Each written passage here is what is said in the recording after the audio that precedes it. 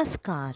मैं स्नेहा, आपकी होस्ट, एक बार फिर से आप सबका स्वागत करती हूँ आपके अपने चैनल डर का घर में।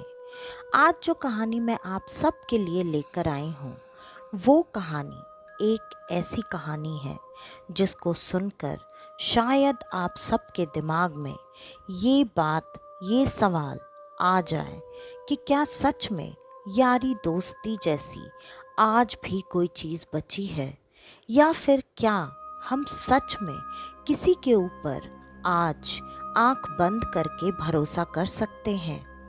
तो इस सवाल का जवाब आपको इस कहानी के अंदर शायद मिल जाएगा।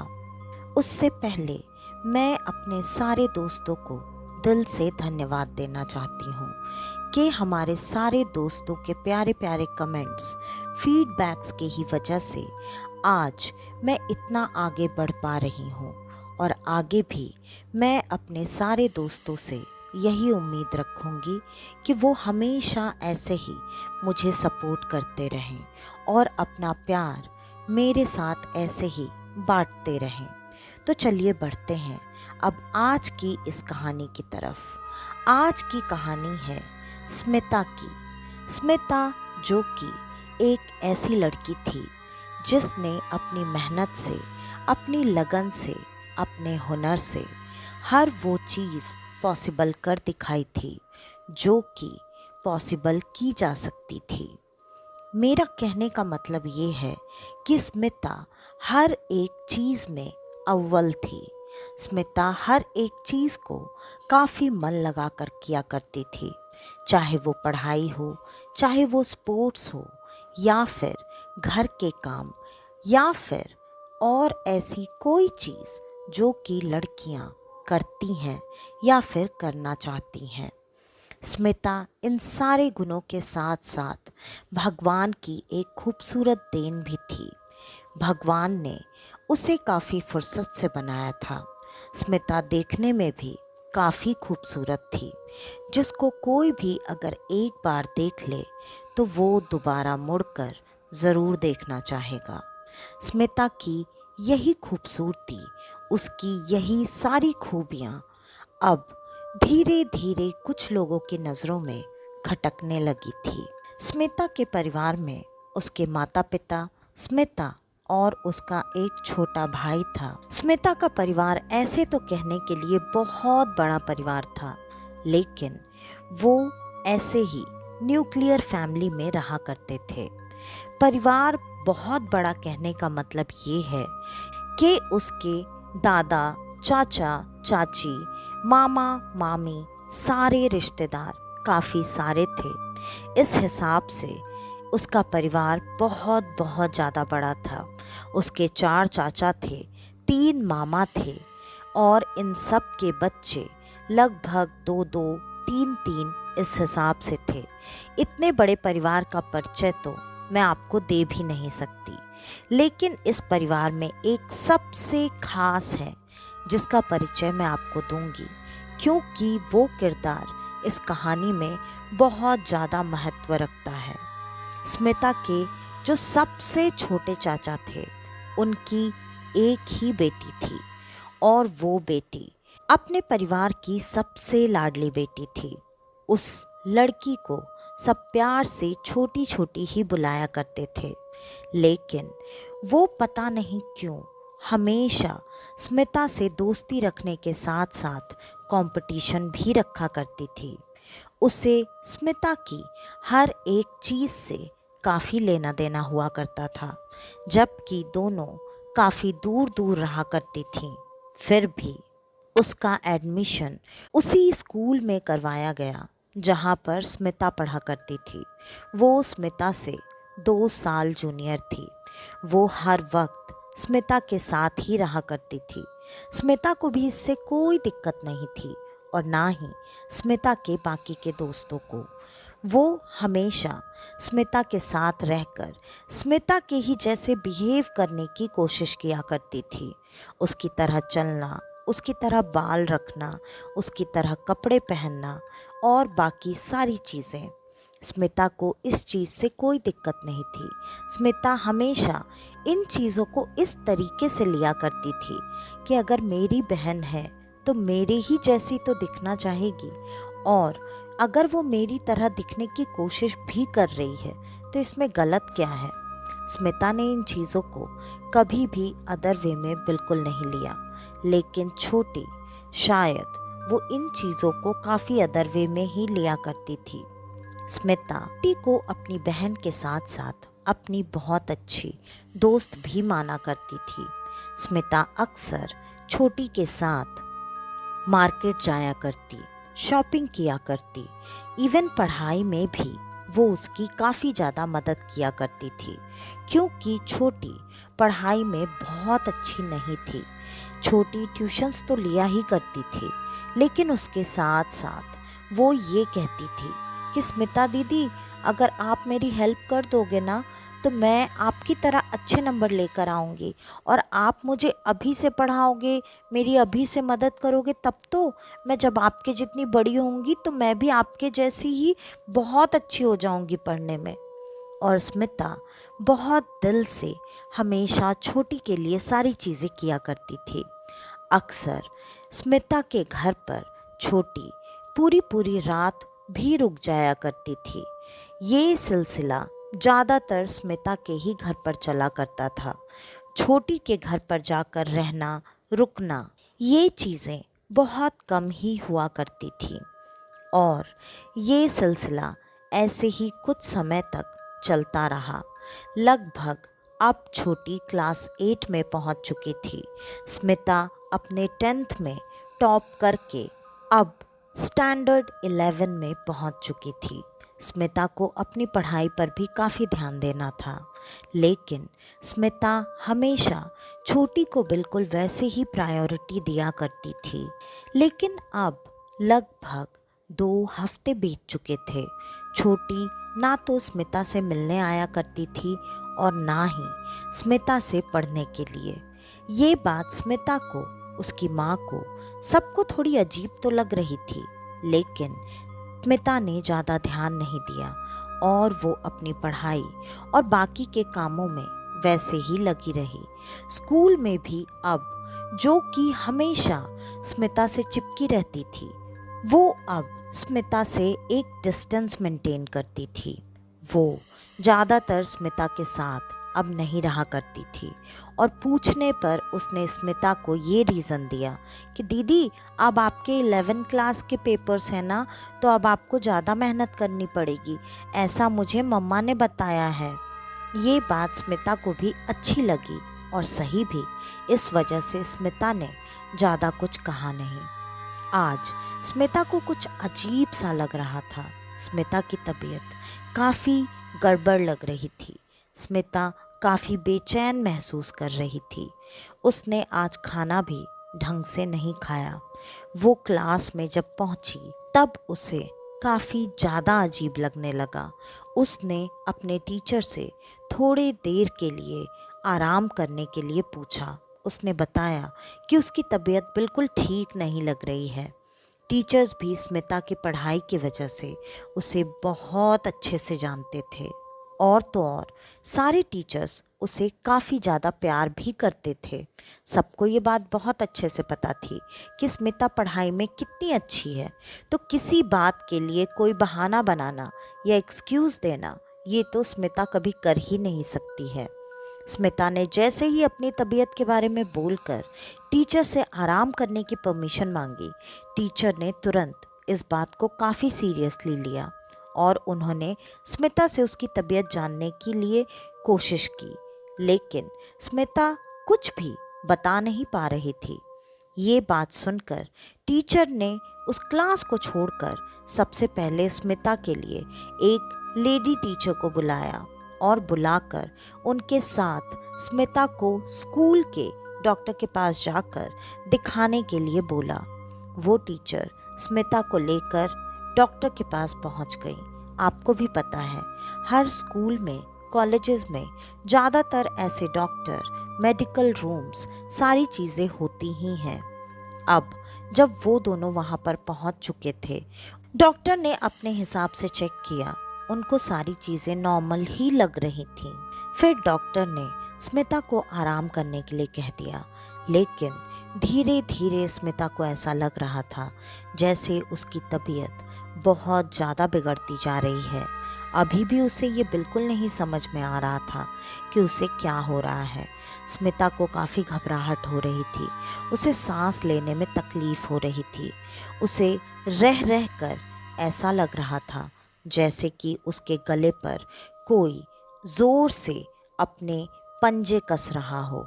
स्मिता बार बार अपने गले को छू कर देखती, कभी खांसती और कभी जोर जोर से सांस लेने की कोशिश करती। उस डॉक्टर को स्मिता की हालत बिल्कुल ठीक नहीं लगी। उसने तुरंत ही उस टीचर से जिसके साथ स्मिता वहाँ पर आई थी, स्मिता की हालत के बारे में बताया और टीचर्स ने भी बिल्कुल देरी नहीं की। उन्होंने तुरंत स्मिता को घर भेजने की तैयारी की। स्मिता को वही टीचर साथ में घर लेकर जा चुकी थी। उन्होंने स्मिता की माँ को सारी बातें लगभग फ़ोन पे बता दी थीं। स्मिता की माँ बहुत बेसब्री से इधर उधर टहलकर अपनी बेटी के आने का इंतज़ार कर रही थी। स्मिता और वो टीचर थोड़ी ही देर में वहाँ पर पहुँच चुके थे। जब वो वहाँ पर पहुँचे तो स्मिता की माँ भागकर घर के बाहर आई। उन्होंने तुरंत आगे बढ़कर अपनी बेटी को सहारा दिया और स्मिता को देखकर अब ऐसा लग रहा था जैसे स्मिता की हालत काफ़ी समय से बहुत ज़्यादा खराब है। स्मिता काफ़ी कमज़ोर लग रही थी और उसका चेहरा अजीब सा उतरा हुआ दिख रहा था, ऐसे जैसे कि स्मिता महीनों से बहुत ज़्यादा बीमार हो। स्मिता की माँ ने स्मिता को इस तरह से देखकर वो तुरंत घबरा भी गई, लेकिन उन्होंने खुद को संभालते हुए टीचर को धन्यवाद दिया और स्मिता को लेकर अंदर चली गई। स्मिता को लेकर जब वो अंदर पहुंची तब वो दोनों उस वक्त घर में अकेले थे। छोटा भाई स्कूल से 2 से 3 घंटे में आने वाला था। पिता लगभग शाम को लौटने वाले थे, लेकिन स्मिता की ऐसी हालत देखकर माँ ने सबसे पहले तो डॉक्टर को कॉल किया। उसके बाद उन्होंने तुरंत अपने पति को फ़ोन करके सारी बात बता दी। पति भी इतना सुनकर खुद को रोक नहीं पाए। सबकी लाडली जो थी वो पिता थोड़ी ही देर में घर पर आ चुके थे और तब तक डॉक्टर स्मिता को चेक करके जा चुके थे।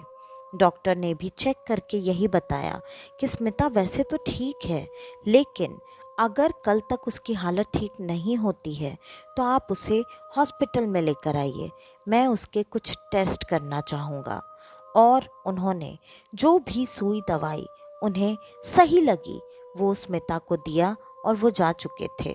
पापा ने तुरंत घर में एंटर करते ही अपनी बेटी के बारे में जानने के लिए माँ से सारी बातें पूछी। स्मिता की माँ ने भी तुरंत सारी बातें बता दी और ये भी बताया कि स्मिता अभी आराम कर रही है। डॉक्टर ने जो इंजेक्शन दिया है शायद उसकी वजह से उसे अभी थोड़ा अच्छा लग रहा है। वो दोनों वहीं हॉल में खड़े होकर बातें कर ही रहे थे कि तभी अचानक स्मिता के कमरे से जोर से चीखने की आवाज़ आई। वो दोनों भागकर स्मिता के कमरे में पहुंच गए। जब वो वहां पर पहुंचे तो उन्होंने देखा स्मिता अपने बिस्तर पर उठकर बैठी हुई है और स्मिता ने अपनी हालत काफ़ी अजीब सी कर रखी थी। स्मिता उसके सारे बाल उसके चेहरे पर थे। वो बिस्तर पर बैठकर जोर जोर से हिल रही थी और अजीब सी गुर्राने की आवाज़ स्मिता निकाल रही थी। ये चीज़ें माता पिता के लिए काफ़ी अजीब थीं। स्मिता बिस्तर पर हिलते हुए की आवाज़ें निकाल रही थी और ये गुर्राने की आवाज़ इतनी ज़्यादा भयानक थी जिससे पूरा स्मिता का कमरा गूंज रहा था। माता पिता को ये चीज़ काफ़ी अजीब लगी। पिता ने हिम्मत करके स्मिता को पहले तो 2-3 बार पुकारा। उसके बाद वो स्मिता के पास जाकर बैठे। उन्होंने जैसे ही स्मिता के बाल हटाकर उसके चेहरे को देखने की कोशिश की, पिता एक झटके से तुरंत पीछे हट गए, क्योंकि स्मिता की आंखें उस वक्त पूरी तरह से काली हो चुकी थीं और स्मिता अजीब से आवाज़ में अब दांत दिखा दिखा कर हंस रही थी। उसकी हंसी ऐसी थी जो कि इंसानों की तो बिल्कुल नहीं होती। उसके हंसने में अजीब सी, भयानक सी ऐसी आवाज़ थी, जो आवाज़ कानों को बुरी तरीके से चुभ रही थी। और वो सबको वैसे, मतलब अपने माता पिता को उस तरीके से, उस हंसी की आवाज़ से चिढ़ते और परेशान होते देखकर और ज़ोर ज़ोर से हंस रही थी। वो अब लग रहा था जैसे अपने माता पिता के तकलीफ़ के मज़े ले रही हो। और इसी तरीके से करते करते स्मिता एक झटके से वापस अपने बिस्तर पर गिरी और गिरकर बेहोश हो गई। माता पिता अभी भी उसी सदमे में थे कि आखिर ये थोड़ी देर पहले हुआ तो हुआ क्या, उनकी बेटी को क्या हो गया है, उसका चेहरा ऐसा अजीब सा कैसे हो गया है।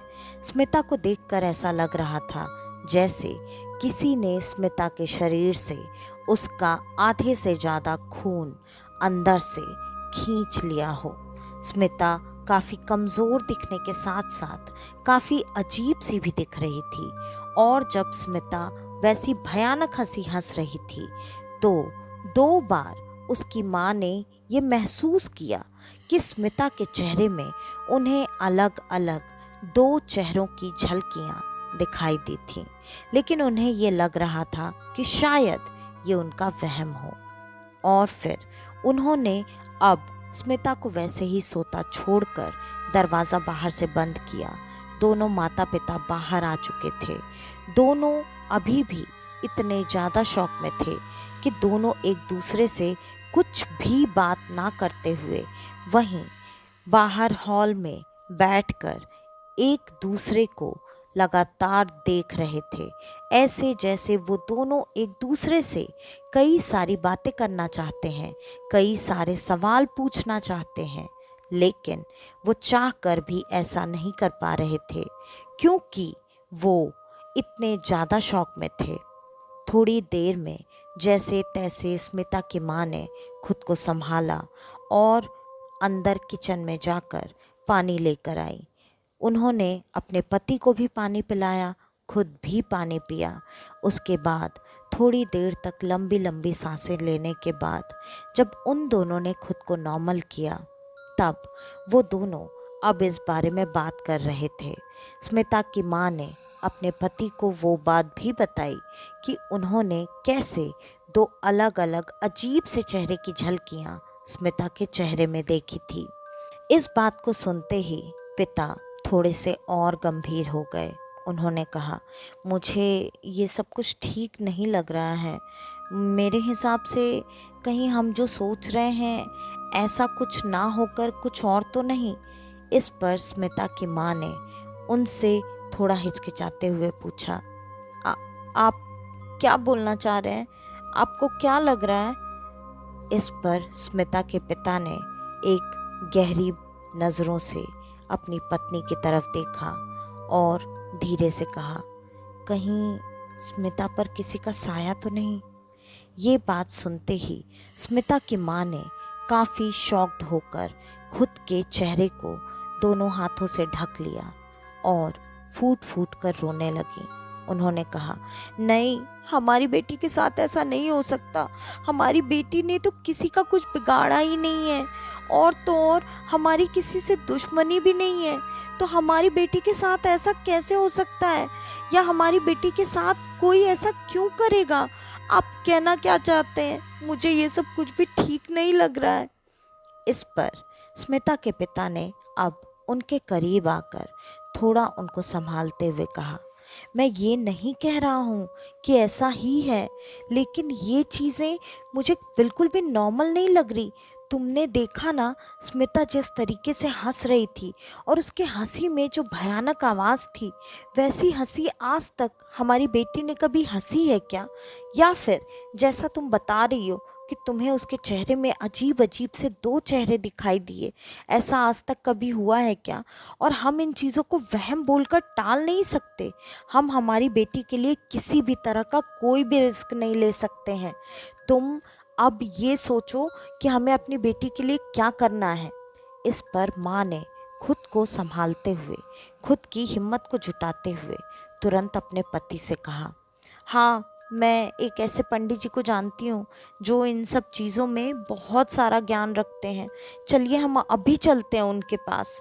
और वो दोनों तुरंत बिना वक्त गंवाए उन पंडित जी से मिलने के लिए निकल चुके थे। और थोड़ी ही देर में वो दोनों पंडित जी के पास पहुंच भी चुके थे। जैसे ही वो दोनों पंडित जी के पास पहुंचे, पंडित जी ने तुरंत कहा, मुझे पता है बिटिया पर भारी संकट आया हुआ है। तुम दोनों इसी वजह से आज यहाँ पर आए हो।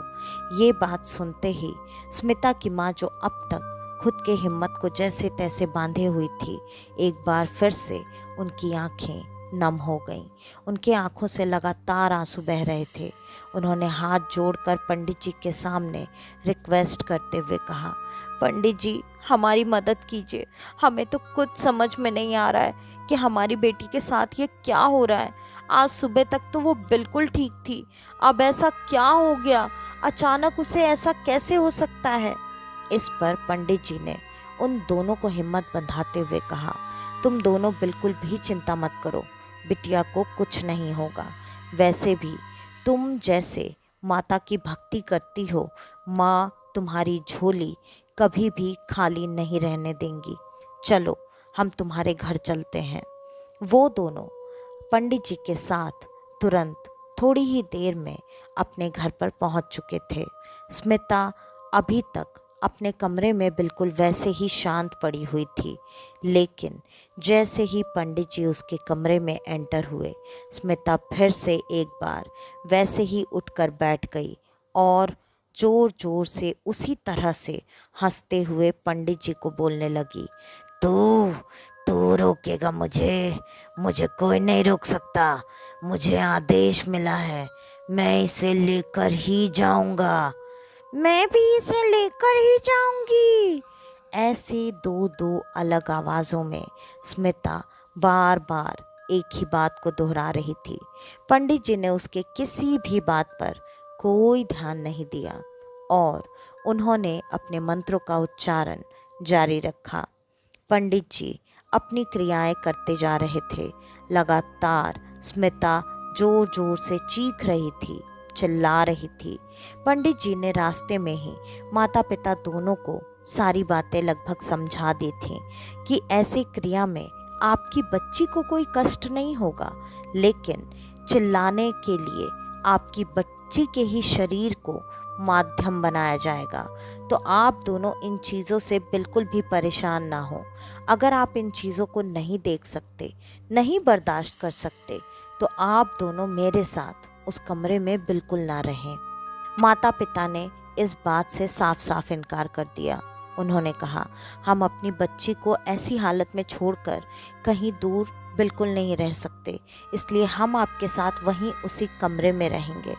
पंडित जी ने काफ़ी सारी क्रियाएं की, लेकिन ये सारी क्रियाएं इन चीज़ों के लिए बिल्कुल भी बेअसर सी ही जान पड़ रही थी। पंडित जी ने अब अंदाज़ा लगा लिया था कि जैसी मामूली क्रिया करके वो सोच रहे थे कि वो स्मिता को बचा लेंगे, ऐसा शायद कुछ नहीं होने वाला है। अब पंडित जी ने उन दोनों से ये कहा कि आज मुझे रात भर इस घर में हवन की क्रिया करनी पड़ेगी। मैं जितना सोच रहा था, ये कोई मामूली क्रिया बिल्कुल नहीं है। ये बच्ची की जान लेने के लिए की गई क्रिया है और बच्ची से उसकी सारी चीज़ें कोई छीनना चाहता है। ये बात माता पिता के लिए काफ़ी अजीब थी। उन दोनों को कोई बात समझ में नहीं आई, बस इतना छोड़कर कि उनकी बच्ची की जान जाने वाली है। उन दोनों ने तुरंत ही पंडित जी को रात भर यज्ञ करने के लिए कहा और पंडित जी थोड़ी ही देर में स्मिता के पिता को बताया कि वो वहीं आश्रम में जाकर तुरंत उनके शिष्यों को ये पर्ची थमा दें। वो थोड़ी ही देर में सारी सामग्री का इंतज़ाम करके यहाँ उनके साथ चले आएंगे। तुरंत पिता ने ऐसा ही किया और साथ में 2 शिष्य सारी सामग्री को लेकर आ चुके थे। पंडित जी ने तब तक बाकी तैयारियां कर ली थीं।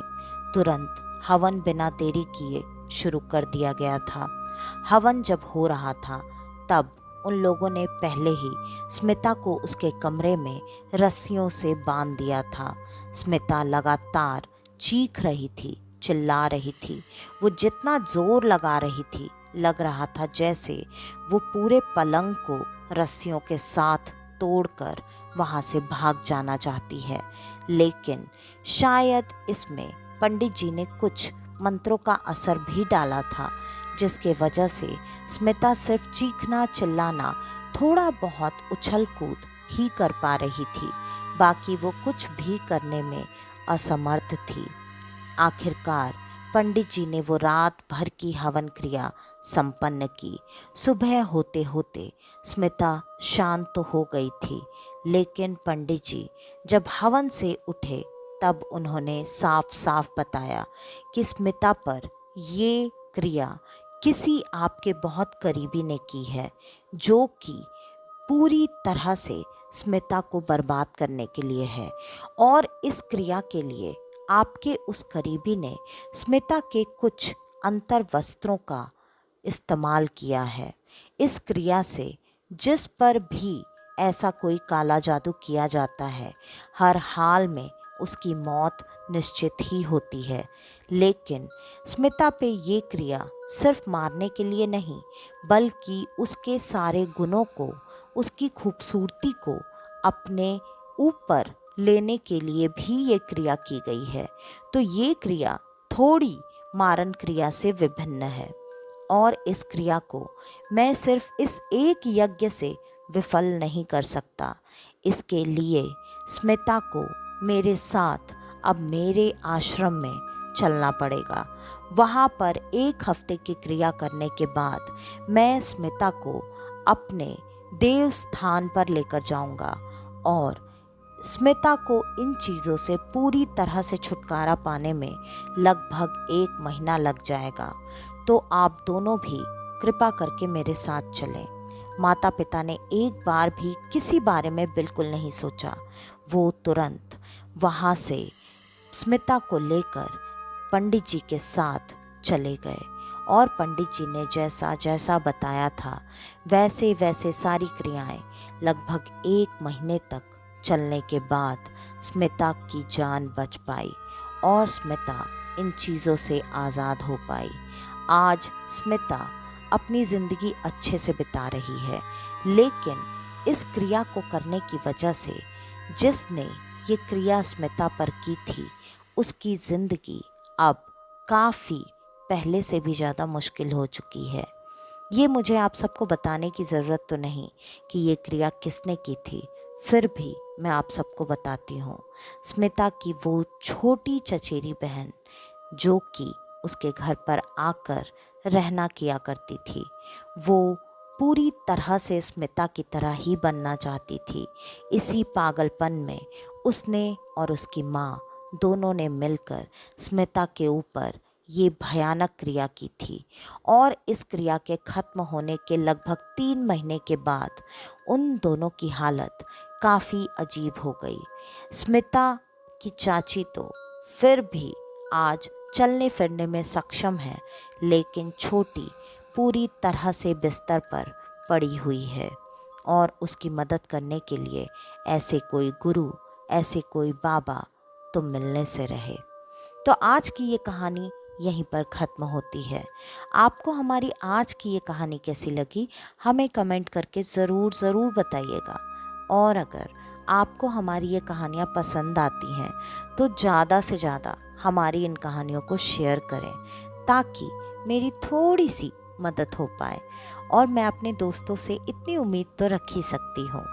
और अगर आपके पास आपकी ऐसी कोई कहानी है जो आप हम सब के साथ शेयर करना चाहते हैं, तो डिस्क्रिप्शन में दिए गए ईमेल आईडी या इंस्टा आईडी पर आप हमें आपकी वो कहानी भेज सकते हैं। तो आज के लिए बस इतना ही। मैं स्नेहा, आपकी होस्ट, आज के लिए लेती हूँ अलविदा। वापस से आपसे मिलने आऊँगी और आप सबको लेकर जाऊँगी कुछ जाने अनजाने किस्से कहानियों के सफ़र पर, आपका अपना डर का घर में। तो तब तक के लिए नमस्कार।